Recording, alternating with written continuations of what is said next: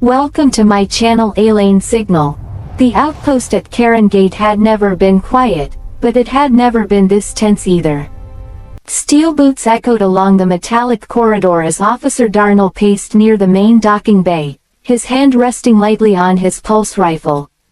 Outside, beyond the reinforced glass, a storm of cosmic dust swirled across the void like a living thing, scratching softly against the station's shields. Unidentified vessel docking in Bay 3, the intercom crackled. Darnell stopped pacing. Again, he muttered. That's the third this week. Correction, the AI replied. This one did not request permission. That was worse. The docking clamps hissed as they locked into place. A small shuttle, unmarked, matte black, almost absorbing light, settled into the bay. No insignia, no registration. Darnell signaled to two other guards. With me. They advanced cautiously as the bay doors sealed and the atmosphere equalized. A soft chime rang out. Then, with a slow hydraulic sigh, the shuttle door opened. At first, no one stepped out. Then she appeared, a lone woman, wrapped in a long, weathered coat that looked like it had seen more planets than most ships ever would. Her dark hair was tied loosely behind her head, and her face carried a calm that didn't belong in a place like this. But that wasn't what made Darnell's grip tighten on his weapon. It was what came behind her. Three small creatures padded silently out of the shuttle. They looked like cubs. But no one at Kheron Gate had ever seen animals like these before. Their bodies were sleek and feline, but their fur shimmered faintly with shifting patterns, like light moving across liquid metal. Their eyes glowed softly, not with aggression, but with something far more unsettling, awareness. One of them stopped just at the edge of the ramp and looked directly at Darnell. Not at his weapon, at him. Darnell swallowed. "Ma'am," he said firmly, stepping forward. "You'll need to state your identity and the nature of your cargo." The woman didn't answer immediately.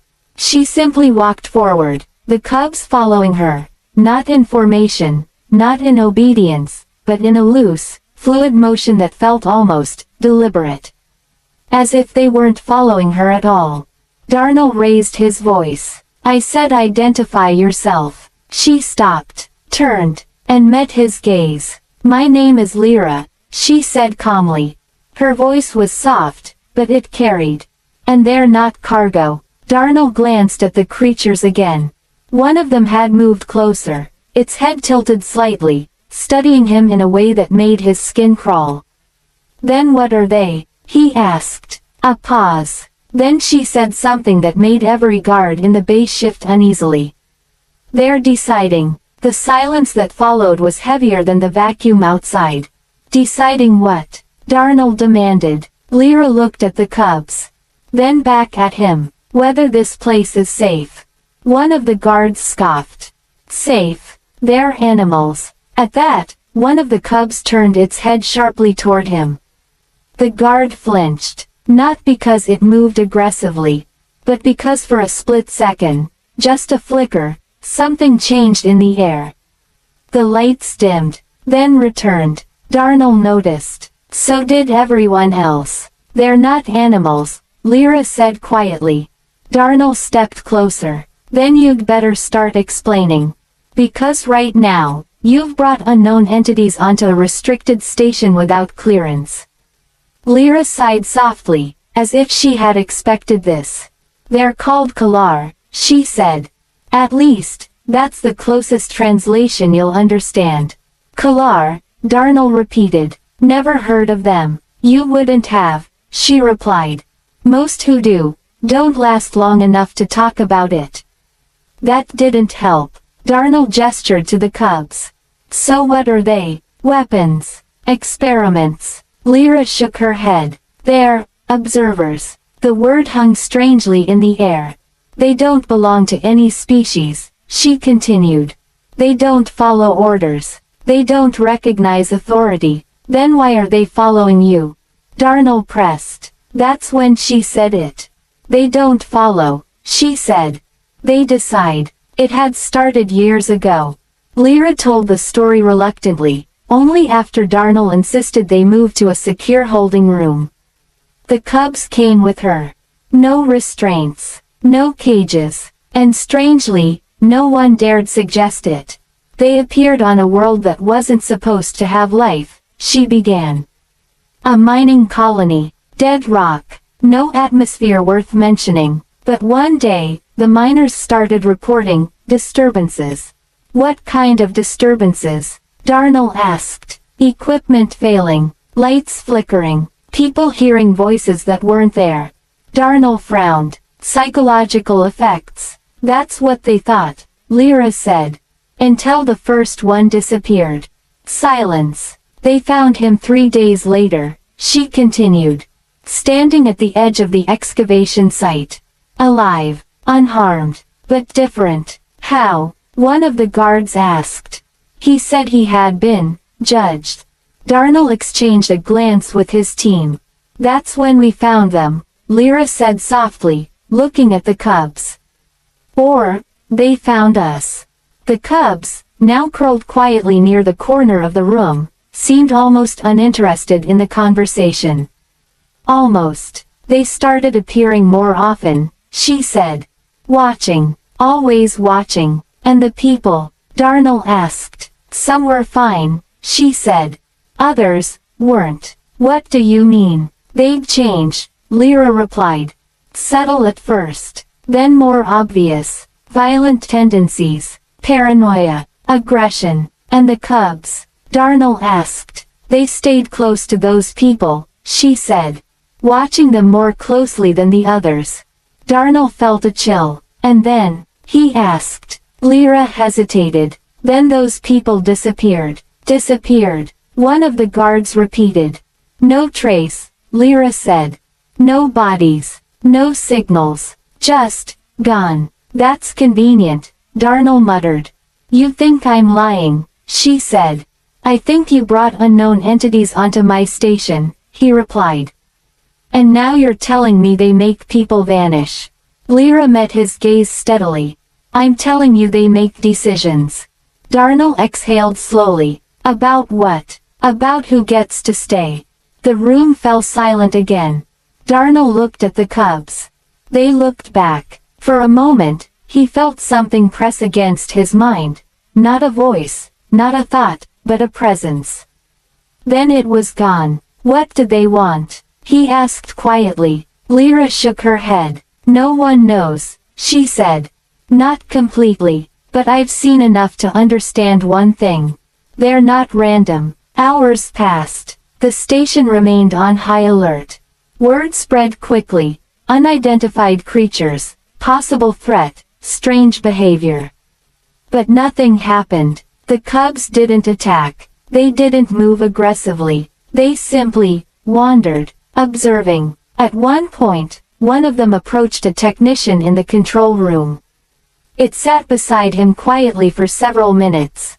The technician later reported feeling calm, at peace, for the first time in years.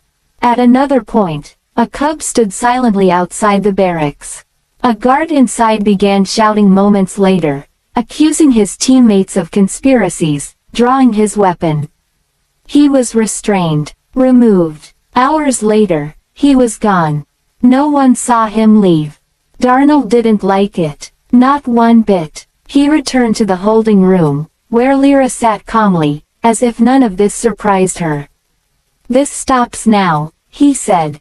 They're not doing anything, she replied. They're interfering with my station, he snapped. They're revealing it, she corrected. Darnell clenched his jaw. I'm ordering you to remove them. Lyra looked at him for a long moment. Then she said quietly, I can't. Why not? Because they're not here for me. Darnell felt that same pressure again. Subtle, unseen. They're here for you, she added.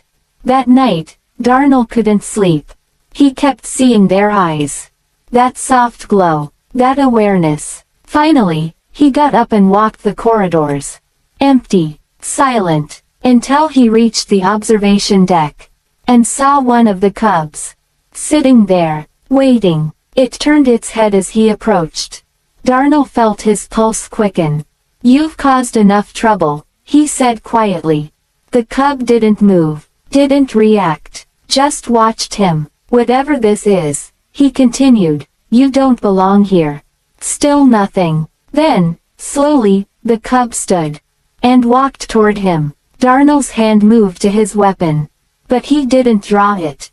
Something stopped him. The cub stopped just a few feet away.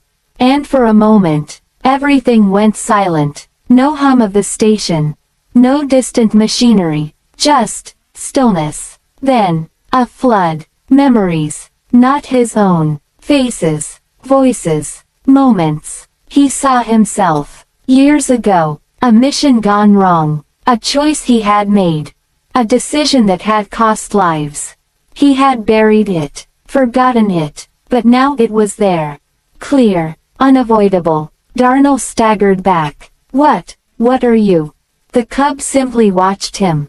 No anger. No judgment. Just awareness. And in that moment, Darnell understood. They weren't looking for obedience. They weren't enforcing rules. They were seeing everything. The next morning, the cubs were gone. All of them. No alarms. No doors opened. No ships departed. They were simply gone. Lyra stood in the docking bay, her shuttle ready. Darnell approached her slowly. "They left," he said. "They always do," she replied. "Why?" he asked. She looked at him. "Because they've decided." Darnell hesitated. "And?" he asked. Her expression softened slightly. "You're still here," she said. "That means something." Darnell exhaled. "Will they come back?" he asked. Lyra paused, then nodded. "They always do," she said. "Where they're needed." She stepped onto her shuttle. "Next time," she added, "they might not just observe." The door closed. The ship departed. And as Darnell stood there, watching the empty space where it had been, he realized something had changed. Not the station, not the universe, him, because now he knew. They weren't creatures. They weren't weapons. They weren't even visitors. They were something far older, far more patient, and far more dangerous. Because they didn't follow. They didn't obey. They didn't conquer. They simply decided. And one day, they would decide again. Thank you for listening. Subscribe for more cinematic science fiction stories.